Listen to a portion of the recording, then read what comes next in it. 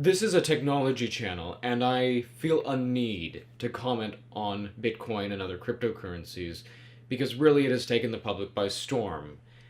I mean, the Bitcoin market, the euphoria this year, the Bitcoin mania of 2017 is something that the world has never really seen before.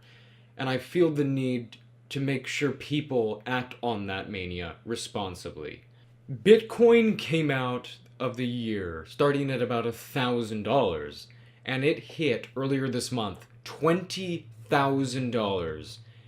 From that time period, that was a 20 times gain. The Bitcoin euphoria has never been seen before in the history of mankind. And some of the people who got in very early, unfortunately, I wasn't one of them, but they have made a ton of money. I mean, there are teenagers now that are millionaires, multimillionaires because of Bitcoin. But is it too late to get on the Bitcoin train and other cryptocurrencies? Now, to make sure that people know that I know what I'm talking about, I have money in crypto. That's true. And I absolutely love the crypto market. But right now, I mean, what exactly about Bitcoin makes it worth a market cap of $200 billion? Now, it's one thing if it was 2025 and Bitcoin went to 1,000 to 2,000 to 3,000 each year. That's one thing. But what we have seen this year, we have seen a 15 times gain in Bitcoin, which is absolutely absurd. Now, I remember when I first took a look at Bitcoin, which was early 2014, and that was after the Mt. Gox scandal, which dropped the Bitcoin price drastically. Now, most of the discussion now, this year, is the complete opposite of what I saw 3 years ago. Now people only talk about the price. That's it. I mean, is there really enough use cases with Bitcoin? It's not as though the European Union adopted Bitcoin as a second official currency of Europe. That's not. I mean, that would be something that could justify the price increase. But what have we seen this year to make it go up over 10 times what it was at the beginning of the year? Really, what it was, Bitcoin began to garner attention this year, more attention than it ever has.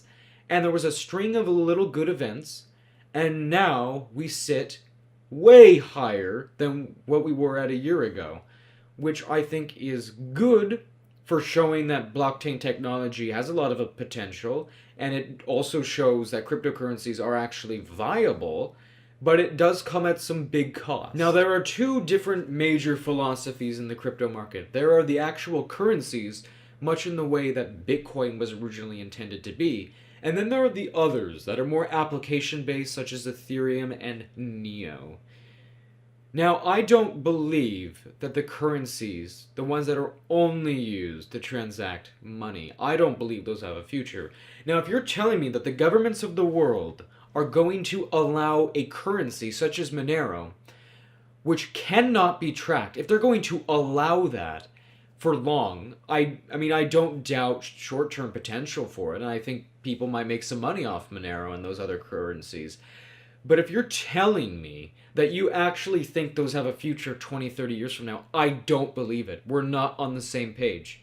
I see absolutely no future in which those can exist because of the way the governments and the way people and banks want things to be. Now, my favorite part of crypto, and this is the one that I think there is so much long-term potential, I mean, I don't even think we can imagine the scale, are coins like, again, Ethereum and Neo.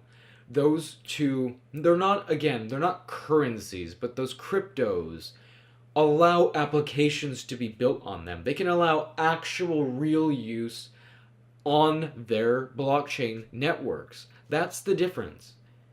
Other companies can build actual working real world technologies that everyone can use, and that I think is absolutely wonderful for crypto, and I think it's wonderful for the world. That is where I personally believe, and that's where I personally think the best money invested into crypto should be, because those ones, regardless of whatever happens to Bitcoin and regardless of whatever happens to the state of cryptocurrencies and what happens with the prices, those actual platforms where they can build actual applications, those ones will still be around. I mean, there may be new ones, some may come and go, but the blockchain technology itself is not something to doubt, because that is a revolutionary technology that has really been created in the past 10 years, and that's where I personally think you should put your money. Now, if you look at some of the cryptocurrencies, there's one thing I've learned the hard way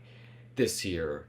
You do not buy anything when the graph has gone parabolic. Even if it goes up 3 times the amount or more at which you bought it, if something goes up 30 times in a month, you don't buy it. That's a basic concept of economics that I'm seeing people are just completely ignoring right now. And what I don't like is crypto and all of these promising groups that are creating these new cryptos.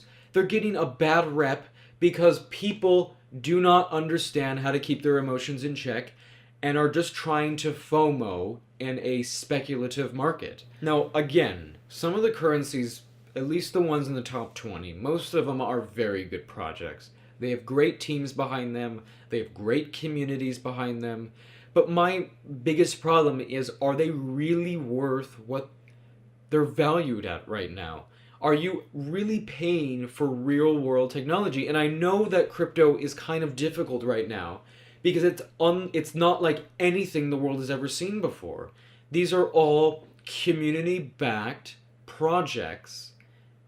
So is it really different than a company? And the question, I don't know the answer to that. And I don't think anyone does. Now, my biggest fear is I'm seeing people at school with the Coinbase app talking about making money on cryptocurrencies, and a lot of people would be like, oh my god, I want in too. But I was actually before them, and the way that is now, I don't like that at all, because when something goes up so much, the smart players leave before the ship comes crashing down. That's just how it always works. And I don't know if the bubble's about to burst or not.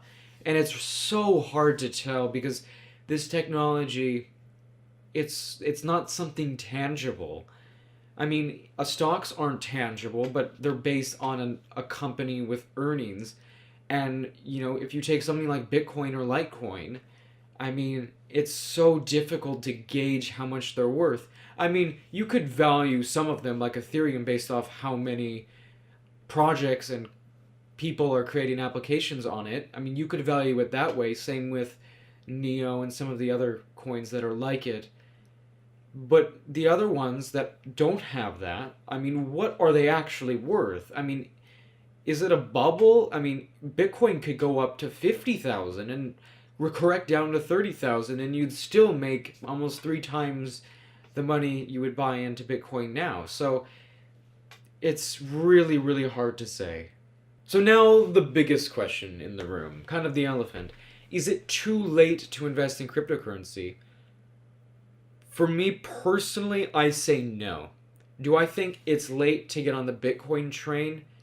I do, because Bitcoin has gone up so much, and just because the actual valuation is $200 billion, that I don't see it going up to $500 billion soon without a huge correction. And usually when there's a huge correction, the news players in the market will usually sell pretty quickly.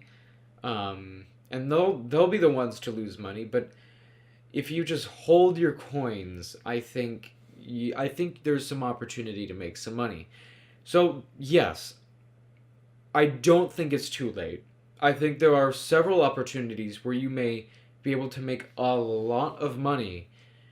But again, it's not going to last forever where coins are going up 10 times in a month. That's not sustainable anymore. And eventually, I mean, this could be a year from now, it could be tomorrow, it could be as I'm recording this video, it could be never actually. But I don't think this is sustainable much longer. That's why I think at this point, because it's gone up so much, the entire market, find some currencies that you believe in. You think they have a good community, you think they have a good team behind them, and you see them being around 10 years from now. Those are the ones that I would invest in. But some of the other ones I would just, I mean, and again, it all comes down to personal opinion. And you might think one is great that I might not, and you might make a ton of money off of it, and vice versa.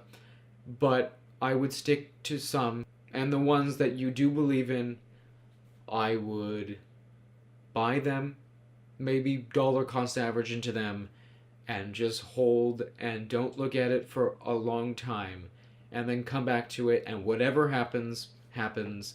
But at least you know you tried.